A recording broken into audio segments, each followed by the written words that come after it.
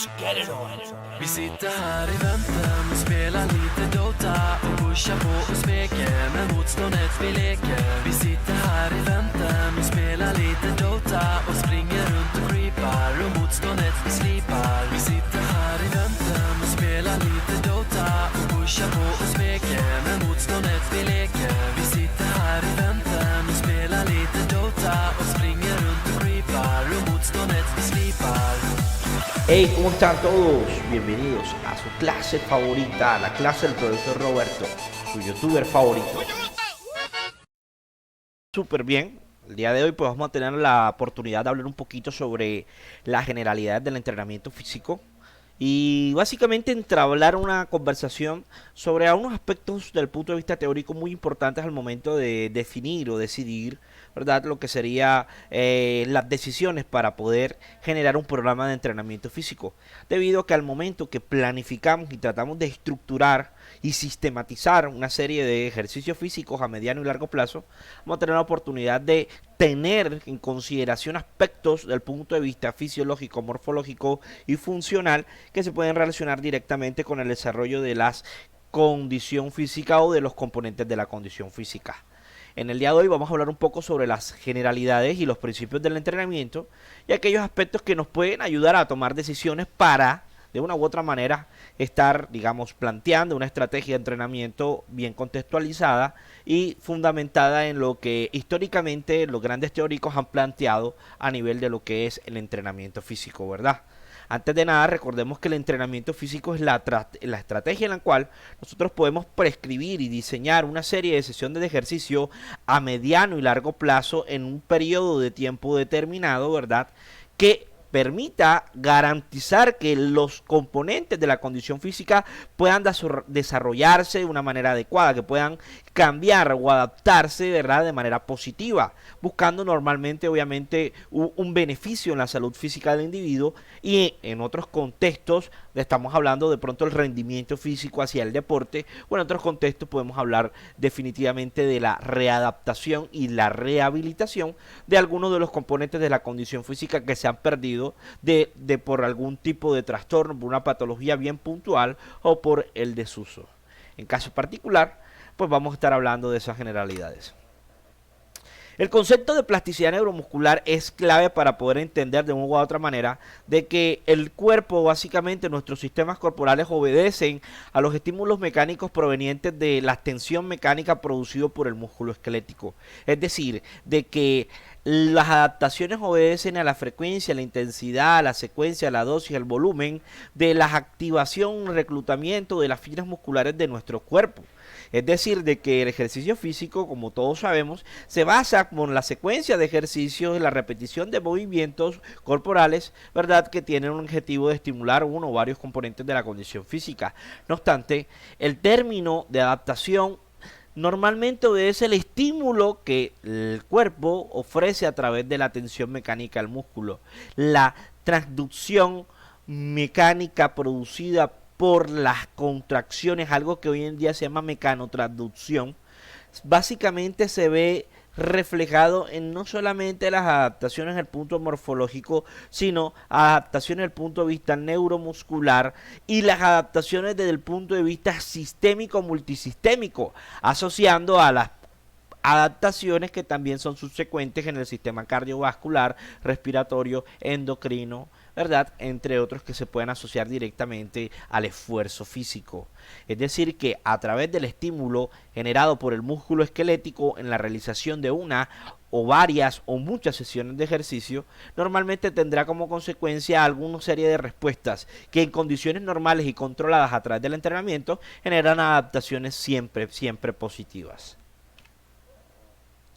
Los cambios y las adaptaciones del sistema músculo-esquelético, neuromuscular, cardiovascular, normalmente se van influenciados en tres grandes factores, ¿verdad? En el entrenamiento y la rehabilitación, en el caso sentido de que se adaptan de manera positiva, evolucionan de manera positiva, ¿verdad? En el uso reducido que se puede asociar a un estado patológico, a un estado traumático o en su defecto al sedentarismo y la inactividad física prolongada, que normalmente se asocia a desadaptaciones o cambios cambios negativos y normalmente lo que sería el suceso normal de todos nuestros cuerpos, ¿verdad? Que es básicamente el envejecimiento biológico que trae consigo repercusiones a nivel, digamos, fisiológico, morfológico, funcional, nervioso, de todo lo que se puedan ocurrir, ¿verdad? Que normalmente son, digamos que en detrimento, en deterioro de todo lo que sería una función normal. Es decir, de que en estos tres parámetros normalmente podemos hablar del entorno de la entrenabilidad y de la plasticidad, o sea, de la capacidad que tiene nuestro sistema de adaptarse, ¿verdad?, a ciertos estímulos o al desacierto de estímulos. De manera general, el entrenamiento físico podemos hablar de que, digamos que la principal característica que tienen los programas de entrenamiento en el cual nos basamos para generar adaptaciones positivas en la salud de un individuo se basan en la prescripción mixta de ejercicios aeróbicos, ejercicios resistidos y ejercicios de flexibilidad, incluyendo también ejercicios que puedan influenciar las habilidades coordinativas, principalmente hablando de la coordinación y el equilibrio. No obstante, cuando hablamos del entrenamiento hacia el ámbito deportivo, podemos hablar de que se combinan una mayoría de habilidades físicas teniendo una especificidad que se pueda relacionar con la ejecución del deporte, ¿verdad? En ese sentido podemos hablar de que el desarrollo de habilidades físicas al deporte contiene normalmente una característica superior a lo que sería el entrenamiento, característica al punto de vista metodológico superior a lo que tiene o que se relaciona directamente con el entrenamiento hacia el fitness o hacia el bienestar física. Y claro, hay que hablar de los medios pasivos que de una u otra manera han demostrado ciertos cambios o ciertas adaptaciones en el sistema musculoesquelético, ¿verdad? Como se puede asociar a la electroestimulación. Que si bien las adaptaciones no serán nunca, digamos que al mismo nivel de lo que sería el entrenamiento de la fuerza, el entrenamiento resistido, pero que si bien están denotando un cambio de una manera plausible. Antes de seguir en contexto, pues me gustaría de que recordemos la diferenciación básica de lo que es el concepto de actividad física y el ejercicio que ya hemos discutido bastante, ¿verdad? Sin embargo, siempre es importante tenerlo en consideración, ya que la actividad física normalmente hace referencia a cualquier gasto energético producido por los músculos esqueléticos a través de actividades voluntarias, ¿verdad? Y el ejercicio físico es la sistematización, la organización de esos movimientos que gastan energía a través de actividades repetitivas. No obstante, esas actividades repetitivas normalmente tienen un objetivo. Si no tienen un objetivo, no podemos considerarla como ejercicio físico. La actividad física puede englobar el ejercicio físico y el entrenamiento, debido a que básicamente hace referencia a todo. Y normalmente lo podemos asociar directamente a los comportamientos rutinarios o los comportamientos habituales de los seres humanos que normalmente realizan movimientos para interactuar con su entorno y básicamente digamos que sobrevivir, podemos decirlo de esa manera, en diferentes circunstancias, sea en el ámbito hogareño, del comunitario, laboral, para transportarse a actividades de jardinería, actividades de aseo, a cualquier tipo de actividad que genere movimiento, básicamente puede englobarse en el concepto general de actividad física. No obstante, recordemos de que actividad física para la salud se asocia a la realización de una mínima cantidad de actividad física que tiene un gasto energético de manera significativa, que de manera significativa impacta en la salud. Bien, esta imagen pues normalmente me gusta que consideremos esta grafiquita porque la prescripción del ejercicio físico a mediano y largo plazo lo podemos considerar como entrenamiento, digo que el cuerpo se va a preparar de una manera y va a garantizar de que la sesión de ejercicio tenga una organización, una sistematización, una periodización adecuada para que esas adaptaciones sean plausibles. Y el concepto de estas imágenes me gusta mucho, ¿verdad? Podemos ver la diferencia entre lo que es hacer ejercicio físico y lo que es realizar actividad física de la nomenclatura o de lo que sería la lógica de su conceptualización. Los principios del entrenamiento que normalmente considero muy importante que estemos discutiendo son estos, ¿verdad? Los que normalmente justifican los cambios que se derivan de la adecuada secuenciación del ejercicio físico. El principio de adaptación, sobrecarga, progresión, especificidad, individualidad y reversibilidad. Sin embargo, me gustaría que entendamos de cada uno de ellos tienen obviamente unas connotaciones desde el punto de vista práctico muy importantes, debido a que son claves al momento de tomar decisiones. Si podemos entender los principios del entrenamiento, será mucho más fácil tomar decisiones al momento de prescribir un programa de entrenamiento físico o prescribir el ejercicio para la salud, ¿verdad? Teniendo en consideración general la base del individuo, de nuestro paciente, cliente y usuario. El principio de la adaptación normalmente está justificado por otra serie de principios muy importantes, ¿verdad? El principio de la sobrecarga, de la supercompensación y de la progresión. Eso quiere decir que la interacción entre estos tres principios, que básicamente hacen referencia a fenómenos fisiológicos, bioquímicos, hace referencia a fenómenos mecánicos y de reposición fisiológica o de reorganización, y a básicamente fenómenos metodológicos y de prescripción, pueden justificar la adaptación. Es por eso que tenemos que tener claro en este momento que la adaptación o el principio de la adaptación hace referencia, creo que la misma palabra te lo puede decir, ¿verdad? Tú te adaptas normalmente para generar un cambio, y las adaptaciones normalmente a través del ejercicio físico son cambios positivos que se asocian directamente a la optimización estructural y funcional de los componentes de la condición física, sea fuerza, flexibilidad, resistencia, coordinación, equilibrio, agilidad y cualquier otro tipo de cualidad física especial o básica que se pueda asociar a un beneficio a través de la sistematización del esfuerzo físico. Es por eso de que vamos primero inicialmente a discutir cada uno de estos principios para poder entender el principio de la adaptación a cabalidad. La supercompensación básicamente es ese cambio o esa pequeño, digamos que ganancia de habilidad o de concentración o de disponibilidad de recursos o de aumento de reclutamiento, o ese pequeño cambio que puede estar, digamos que asociado a una adecuada prescripción o sistematización de estímulo. Voy a explicar, ¿verdad? En condiciones normales nuestro cuerpo se encuentra en un llamado equilibrio. Esta línea punteada que ustedes pueden observar acá, ¿verdad? Normalmente va a ser referencia al estado de homeostasis corporal o estado de equilibrio básico general que tenemos todos. El estímulo que ustedes observan aquí básicamente se va a asociar a la sesión de ejercicio, un momento en específico donde se diseñan y se ejecutan una serie de movimientos especializados, ¿verdad? Repetitivos y diseñados con el objetivo de modificar de una u otra manera uno de los componentes de la condición física o varios componentes de la misma. Este estímulo normalmente va a generar una especie de, digamos que, detrimento en cuanto a los recursos y habilidades biológicas de los tejidos, particularmente en el músculo esquelético. Estamos hablando de los fenómenos catabólicos, los fenómenos en el cual el cuerpo trata de utilizar recursos para poder tratar de soportar ¿a quién? Al estímulo. Eso trae básicamente un detrimento, ¿verdad? En este caso funcional, un detrimento necesario para poder tratar de suplir la demanda del estímulo.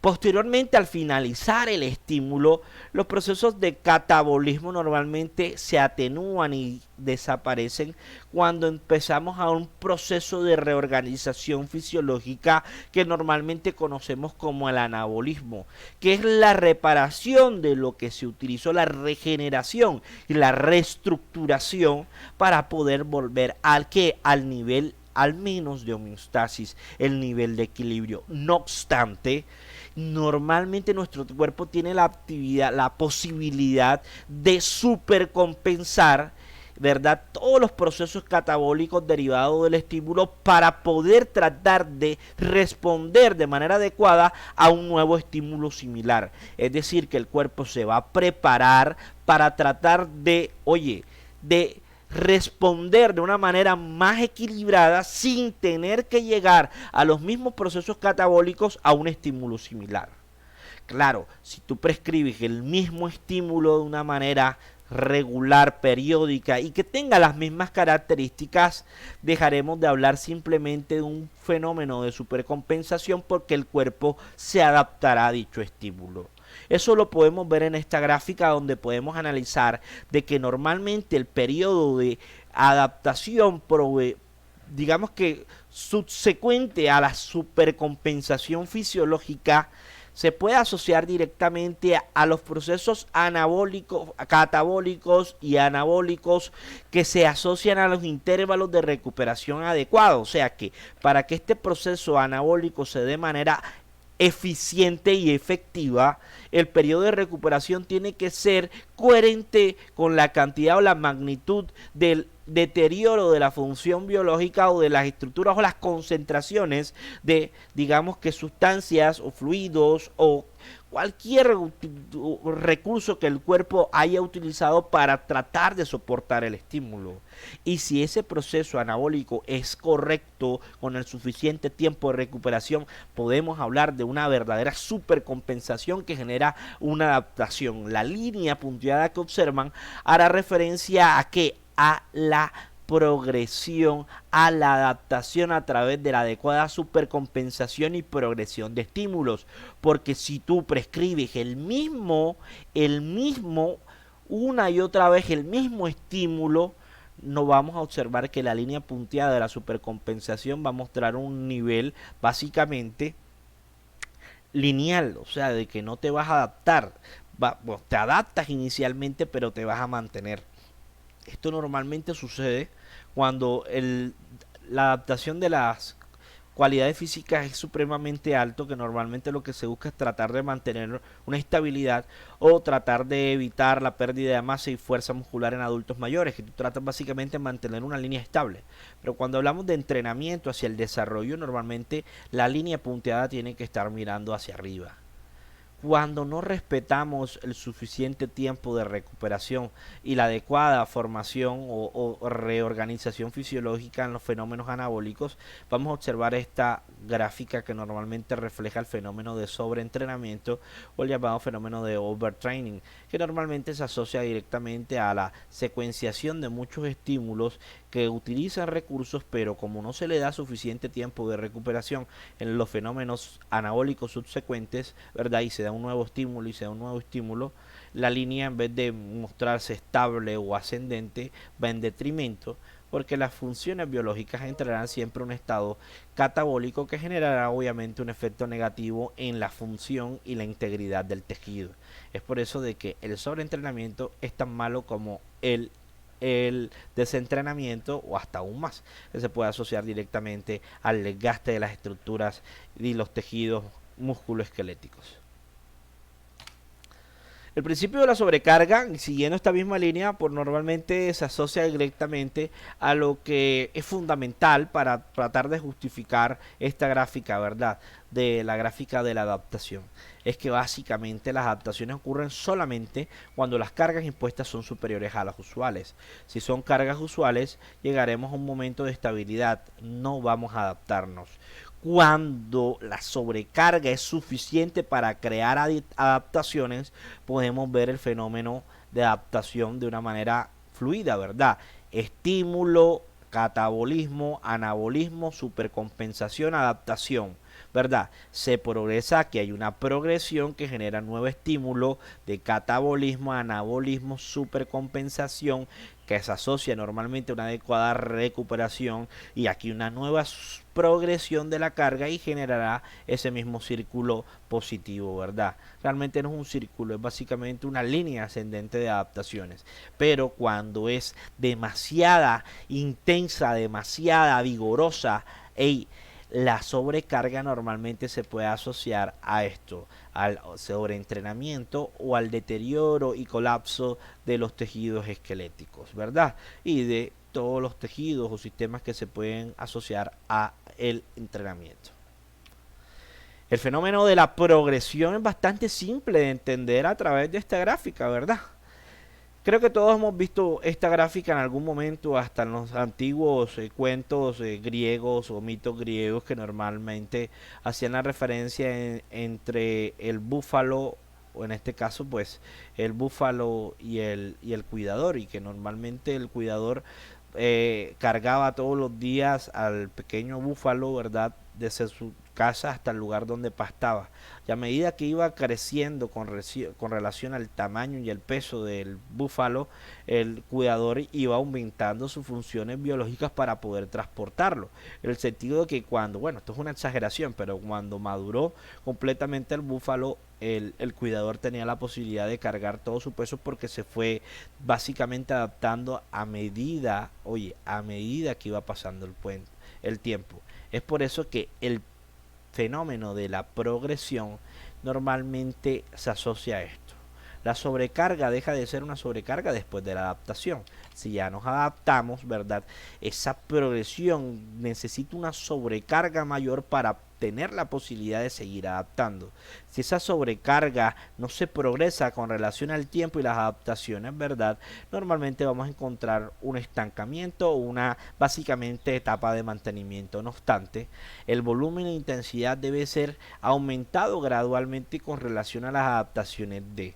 Es por eso de que nosotros podemos progresar cargas de entrenamiento cuando observamos y cuando reevaluamos que efectivamente lo inicialmente prescrito ha sido eficiente y ha sido efectivo para buscar los hallazgos o buscar los cambios y las adaptaciones necesarias. La progresión siempre será necesaria con el objetivo de siempre mejorar los componentes de la condición física hasta llegar al punto deseado o al punto en el cual se busque la posibilidad de mantener.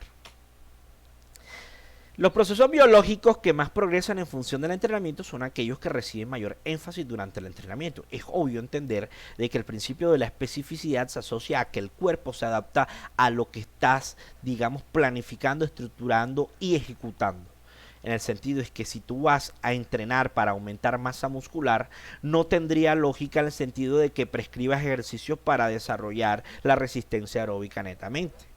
O que si tu objetivo es básicamente mejorar lo que es la resistencia aeróbica o la tolerancia al esfuerzo aeróbico, no tendría sentido de que tu sesión de ejercicio te la bases principalmente en ejercicios de fortalecimiento muscular con altas intensidades. Es decir, de que el cuerpo se adapta a lo que normalmente estás tratando de que se adapte, a la carga que estás dando para que se adapte, al tipo de entrenamiento que estás buscando para que se adapte la persona. En pocas palabras, el principio de la especificidad dice que el cuerpo siempre será, digamos que diseñado, moldeado al tipo de esfuerzo que estás básicamente planificando y ejecutando. La individualidad es un principio pero muy importante que tengamos en consideración, porque al final no todas las personas responden de igual manera al mismo estímulo.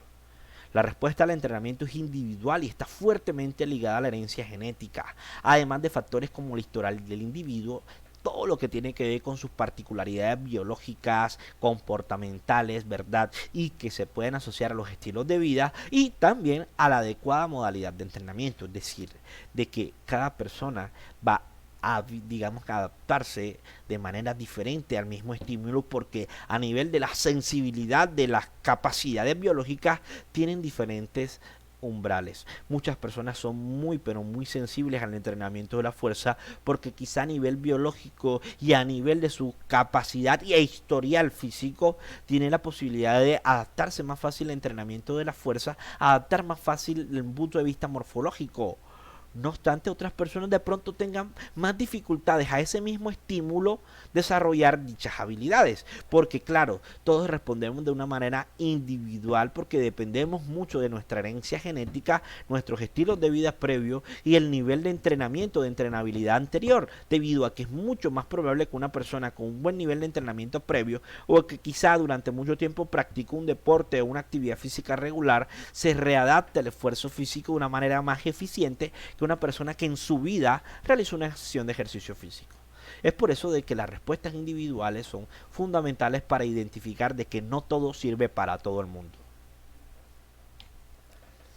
Y finalmente quiero que hablemos de la reversibilidad por el hecho de sentido básico y que da rosa en sentido común que, claro, si dejas de entrenar te vas a desadaptar. Esa desadaptación se llama desentrenamiento y es básicamente que el cuerpo va perdiendo las capacidades biológicas, ¿verdad?, encontradas a través de un programa de entrenamiento. La adaptación deja de ser una adaptación y empieza obviamente un proceso de reversibilidad que normalmente se puede asociar a varios factores, ¿verdad? La edad, ¿verdad?, que nuestras cargas y el mantenimiento del esfuerzo físico nos sea proporcional al desarrollo o al envejecimiento biológico, que dejemos de entrenar, que básicamente que adoptemos un estilo de vida sedentario inactivo después de ser físicamente activos, o que de una u otra manera, ¿verdad?, nos veamos forzados a dejar de realizar actividad física por, no sé, una enfermedad sistémica, una enfermedad traumática, un trastorno traumático o cualquier tipo de eventualidad del punto de vista hasta de comportamiento, ¿verdad?, como que el desinterés particular o la pérdida de motivación, y normalmente se va a ver reflejado en la pérdida de las funciones biológicas asociadas al desentrenamiento. Todas las cualidades físicas se pierden más rápido de lo que podemos adaptarlas, pero en el sentido de que la ausencia de la mecanotransducción asociada al esfuerzo físico genera cambios más rápidos en la actividad enzimática, en la vascularización periférica, en la vascularización intramuscular, en la pérdida de la masa y función de las células musculares tipo 2 y tipo 1, y básicamente en el detrimento de las funciones biológicas asociadas a todas esas estructuras que funcionan en pro de mantener, digamos, la posibilidad que un sujeto, un individuo pueda mantener y tolerar un esfuerzo físico digamos, de X o Y tipo. Es por eso que nosotros tenemos la mejor herramienta para poder garantizar que a través de todos esos principios del entrenamiento tengamos una lógica, un desarrollo lógico, una lógica metodológica que nos permita de una u otra manera generar adaptaciones multisistémicas a través de la adecuada sincronización y obtención de respuestas agudas y el adecuado mantenimiento de las adaptaciones crónicas. Es por eso de que a partir de este momento vamos a tratar de entablar conversaciones basadas en lo que sería la lógica de los principios de entrenamiento básicos que discutimos. Claro, hay muchos más principios y a nivel de la metodología del entrenamiento deportivo hay muchos más. No obstante, yo destaqué lo que a mi parecer, de mi punto de vista y desde mi experticia, considero son fundamentales para diseñar los programas de entrenamiento que se asocien más que todo al desarrollo de la condición física relacionada con la salud y el fitness.